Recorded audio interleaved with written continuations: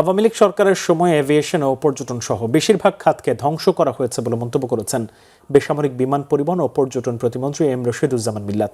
Aviator women's icon award বিতরণ অনুষ্ঠানে মন্তব্য করেন তিনি।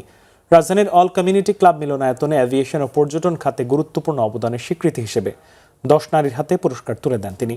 অ্যাভিয়েশন ও ট্যুরিজম জার্নালিস্ট ফোরামের তৃতীয় এই আসরে pilot, cabin crew, marketing, sales, গ্রাহক সেবা এবং উদ্যোক্তা সহ মোট 10টি ক্যাটাগরিতে বিজয়ীদের হাতে পুরস্কার তুলে দেন প্রতিমন্ত্রী। এ সময় সিভিল অ্যাভিয়েশনের সাবেক chairman air vice marshal M Mofidur Rahman, নভোএয়ারের ব্যবস্থাপনা পরিচালক মফিজুর রহমান, ইথিওপিয়ান এয়ারলাইন্সের জেনারেল সেলস এজেন্ট ও রিদম গ্রুপের ব্যবস্থাপনা পরিচালক মোহাম্মদ সোহাগ হোসেন সহ এ খাতের গুরুত্বপূর্ণ ব্যক্তিবর্গ উপস্থিত ছিলেন। এই খাতগুলিকে আরো আধুনিকরণ, নিরাপদ ও আন্তর্জাতিক মানের উন্নত করার লক্ষ্যে সরকার যথেষ্ট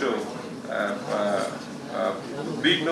কারণ বিগত সরকারের আমলগুলিতে এমনভাবে এই সেক্টরগুলিকে ধ্বংস করা হয়েছে, আস্তে আস্তে সেটাকে পুনরুদ্ধার করা একটু কঠিনই হয়ে পড়েছে।